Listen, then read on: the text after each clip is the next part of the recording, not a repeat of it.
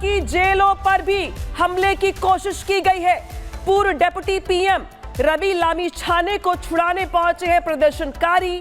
नेपाल की जेलों को तोड़ने का प्रयास कर रहे प्रदर्शनकारी। जेल तोड़कर कैदियों को बाहर निकालने का प्रयास कर रहे प्रदर्शनकारी।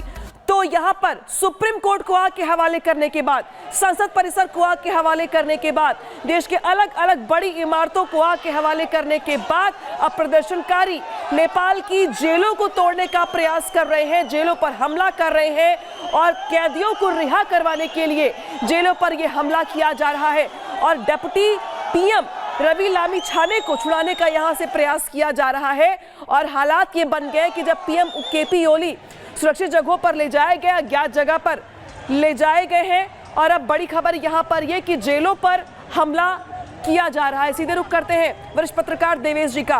देवेश जी, जेलों पर हमले का मतलब क्या समझे हम? मतलब सिर्फ कैदियों को छुड़ाने का है या फिर कुछ और चल रहा है प्रदर्शनकारियों के मन में? नहीं, ये सेंटिमेंटली अगर देखें तो रवि लामिछाने के समर्थक होंगे और उन्होंने उसको छुड़ाने की कोशिश की होगी। और अभी अभी हमें एक ट्वीट देखने को मिला है बालेन शाह की ओर से, जिसमें उसने अपील की है कि प्रधानमंत्री ने राजीनामा कर दिया है, इसलिए अब शांति बनाएं और सेना प्रमुख से वार्ता करने के लिए युवा अपने आप को तैयार करें। लेकिन उन्होंने पूर्व शर्त रखा है कि संसद को विघटन किया जाए। सेना प्रमुख से वार्ता होने से पहले संसद विघटन की घोषणा की है। तो मुझे लगता है कि बालेन का जो ये ट्वीट है ये थोड़ा असर करेगा। और साथ ही एक वीडियो हमें अभी तुरंत देखने को मिला है जिसमें बुढ़ा नीलकंठ में पूर्व प्रधानमंत्री शेर बहादुर देउवा के आवास पर जो युवाओं का हमला हुआ था, उसमें शेर बहादुर देउवा और परराष्ट्र मंत्री, तत्कालीन परराष्ट्र मंत्री आरजू देउवा को युवाओं ने शायद अपने नियंत्रण में ले लिया था कुछ देर के लिए। हमें उस तरह का वीडियो वगैरह भी देखने को मिला है। तो अभी परिस्थिति यही है कि सेना और प्रशासन की ओर से संयम के लिए आग्रह किया जा रहा है। तो मुझे लगता है थोड़ी देर में कुछ शांति होने की संभावना बढ़ेगी। अब लोग शांत होने में भी कुछ समय तो लग जाएगा, लेकिन संसद को अविलंब विघटन की घोषणा कर दी जानी चाहिए। हाँ, लेकिन क्योंकि मांग ही यहाँ पर युवाओं की ओर से की जा रही है कि भाई सरकार भंग करने का ऐलान किया जाए, मध्यावधि चुनाव करवाए जाएं, इसी के साथ सांसदों का सामूहिक इस्तीफा हो। लेकिन सवाल यहाँ पर यह कि जिस तरीके से युवा सड़कों पर दिखाई दे रही हैं, नेतृत्व कहाँ है, बातचीत कैसे होगी, बातचीत को लेकर कौन कौन से वो नेता होंगे जो तैयार होंगे, बहुत सारी बातें अभी ऐसी हैं जो सामने आनी बाकी। इस बीच एक और बड़ी खबर आ गई है। नेपाल एयरपोर्ट पर उड़ानों पर ब्रेक लगाया गया है। एयरपोर्ट पर कई हेलीकॉप्टर देखे गए हैं।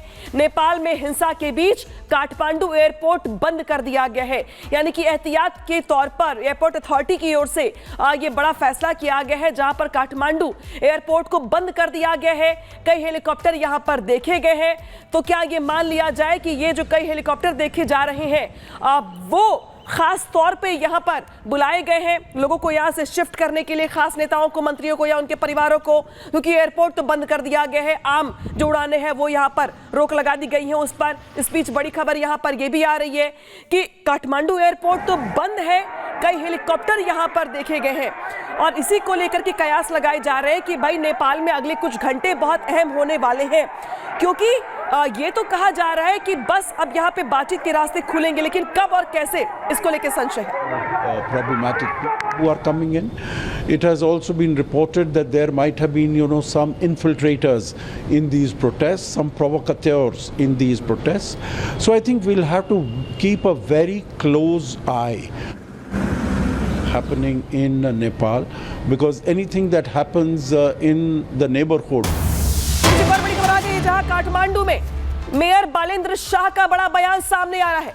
देश के हत्यारे ने गद्दी छोड़ी, बालेंद्र शाह कह रहे हैं। बालेंद्र शाह को अंतरिम पीएम बनाने की मांग यहां पर सामने आ रही है, यानी कि बालेंद्र शाह इस पूरे क्रांति में एक नया नाम, नया चेहरा निकल करके सामने आए हैं, जिनकी ओर से बड़ा बयान दिया गया है। देखिए सोशल मीडिया पोस्ट के जरिए, और कहा गया उनकी ओर से कि हत्यारे ने गद्दी छोड़ी। साथ ही यहां पे ये भी खबर सामने आ रही है कि बालेंद्र शाह को अंतरिम पीएम बनाने की मांग सामने आ रही है। काठमांडू के मेयर बताए जा रहे हैं ये बालेंद्र शाह, और जिनकी ओर से ये बड़ा बयान दिया गया है केपी ओली के इस्तीफे को लेकर, जब वो ये कहते हैं कि हत्यारे ने गद्दी छोड़ी। और इसी वजह से अब ये सवाल खड़े हो रहे हैं कि भाई अब नेपाल की कमान और किसे मिलेगी। सीधे रुख करते हैं वरिष्ठ पत्रकार देवेश जी का। देवेश जी, बालेंद्र शाह एक नया नाम, एक नया चेहरा, जिनकी ओर से केपी ओली को हत्यारा बताया जा रहा है। साथ ही खबर यह भी कि उनको अंतरिम पीएम बनाने की मांग की जा रही है। बालेंद्र शाह का नाम चर्चा में आना, ये सुगबुगाहट है क्या अगले राजनीतिक घटनाक्रम की? हाँ, ये लगभग ये नाम शुरुआत से ही ये नाम आगे आ रहा था, क्योंकि किसी युवा को नेतृत्व दिया जाए कह करके नाम शुरू से चर्चा में रहा है। और बालेन जो है वो जब पिछले स्थानीय निर्वाचन में जब वो काठमांडू का मेयर बने थे, तब भी वो काफी लोकप्रिय मतों के साथ, वो एक स्वतंत्र उम्मीदवार थे और लोकप्रिय मतों के साथ वो चुनाव जीते थे। उन्होंने तत्कालीन एमाले के जो मेयर थे, निवर्तमान मेयर, उनको भारी मतों से पराजित किया था। और पिछले समय में नेपाल के युवाओं में वो काफी लोकप्रिय रहे हैं। तो बालेन को लेकर के, और उन्होंने जो मेयर के रूप में काठमांडू में जो काम किया है, उस काम को लेकर के भी काफी चर्चा रहा। और केपी ओली के साथ उनके संबंध हमेशा 36 का ही आंकड़ा रहा उनका। और केपी ओली ने कई बार उन पर कार्रवाई करने की कोशिश की, उनको फंसाने का कोशिश किया, लेकिन बालेन को लेकर के कोई भी भ्रष्टाचार का इशू अभी तक सामने नहीं आ पाया। तो इन सब चीजों को लेकर के युवाओं में उनके प्रति एक बहुत क्रेज है। और अभी जो दिख रहा है कि किसी युवा को नेतृत्व दिया जाना चाहिए, तो उसमें बालेंद्र ही सबसे लोकप्रिय है। दूसरी विषय ये है, एक तकनीकी बात ये लाई जा रही है कि सत्ता अगर समाप्त हो जाता है तो प्रतिपक्ष को वो चांस मिलना चाहिए, लेकिन यहाँ तो सत्ता और प्रतिपक्ष एक ही है। तो ऐसी स्थिति में राजधानी के मेयर, तीसरा नंबर उसका होता है, तो राजधानी के मेयर के हैसियत से बालेंद्र शाह को ही अब प्रधानमंत्री बनाया जाए।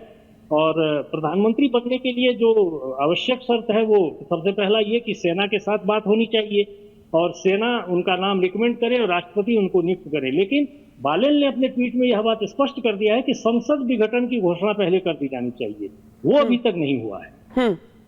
लेकिन ये बहुत खास है देवेंद्र जी, क्योंकि आमतौर पे देखा जाता है कि जब जो सत्तारूढ़ दल होता है उसके हट जाने के बाद या मुखालफत होने के बाद विपक्षी पार्टियों को मौका मिलता है, विपक्षी पार्टी ये दावा करती है जो सेकंड नंबर की पार्टी होती है। लेकिन यहाँ पर तो तस्वीर बिल्कुल उलट है। यहाँ पे विपक्षी पार्टियों पर भी नेतृत्व को भरोसा नहीं है, युवाओं को भरोसा नहीं है।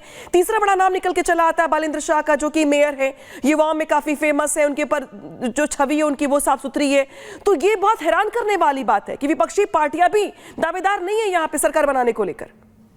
नहीं, यहाँ विपक्षी है ही नहीं। यहाँ तो विपक्षी किसको हम कहते हैं? क्या भारत की राजनीति में कांग्रेस और बीजेपी की मिलीजुली सरकार की कल्पना कर सकती हैं? नहीं, हमारे यहाँ विपक्षी कोई है ही नहीं। सबके साथ मिलकर सब सरकार बना लेते हैं। एमाले माओवादी सरकार बना लेता है, कांग्रेस माओवादी बना लेता है, कांग्रेस एमाले बना लेता है। तो अभी युवाओं का जो आक्रोश आप देख रहे हैं और वो जो विश्वास नहीं कर रहे हैं इन दलों पर, उसका मुख्य कारण यही है कि विगत दिनों में इन्होंने आपस में मिलकर के हिस्सेदारी की। यहाँ तक कि अदालत में न्यायाधीशों की नियुक्ति में ये हिस्सेदारी कर लेते हैं और सीट बांट लेते हैं। ये जो सर्वोच्च अदालत में आगजनी हुई है, उसके पीछे का भी कारण, साइकोलॉजिकल कारण यही है कि वहां पर नियुक्त न्यायाधीश जो है वो भी विवादास्पद रहे हैं। पार्टी कोटा से उनका नियुक्ति हुआ है, तो उस बात को लेकर के भी लोगों में नाराजगी है। बालेन एक युवा है, पॉपुलर वोट के साथ वो पिछला चुनाव जीते हैं, काठमांडू का मेयर हैं, उनके ऊपर भ्रष्टाचार का कोई भी आरोप नहीं है। केपी ओली ने कई बार उनके ऊपर प्रयास किया, फिर भी वो सफल नहीं हो पाए और सेना भी उन पर विश्वास करती है। इन सारी चीजों को लेकर के एक सिचुएशन बनता सा दिख रहा है। युवाओं का उनके ऊपर विश्वास है। अब देखना यह है कि ये परिस्थिति कितना मैटेरियलाइज हो सकता है। तो क्या बालेंद्र अब नेतृत्व करेंगे युवाओं का, बातचीत के जरिए से उनको शांत करवाने के लिए, प्रदर्शन को शांत करवाने के लिए, देश में शांति बहाल हो, इसको लेकर के क्या बालेंद्र शाह, और अभी कहां पर है वो, किसकी तरफ से बातचीत कर रहे हैं, क्या उनकी ओर से अपील की जा रही है युवाओं से शांति बहाल करने को लेकर, है कहां वो, स्टेटस क्या है उनका, ये भी जानना बहुत जरूरी है। आज सुबह ये आंदोलनकारी युवाओं के ओर से एक विज्ञप्ति दिया गया था सार्वजनिक सामाजिक संजाल के माध्यम से, जिसमें बालेन को भी अल्टीमेटम दिया गया था कि 2 बजे तक वो आंदोलन में शामिल हो जाए, वरना अन्यथा उनसे भी लोग अलग हो जाएंगे। तो जहां तक हमारी जानकारी है कि बालेन अब उस आंदोलन में हैं और अभी एग्जैक्टली वो कहाँ है ये तो मैं नहीं बता सकता, लेकिन युवाओं को संयमित होने का अपील उन्होंने किया है। और संभवतः एक टीम लेकर के वो सेना प्रमुख से बात करेंगे। जहां तक उनका हम ट्वीट देखें तो संसद भंग करने का, संसद विघटन करने का उन्होंने अपील किया है।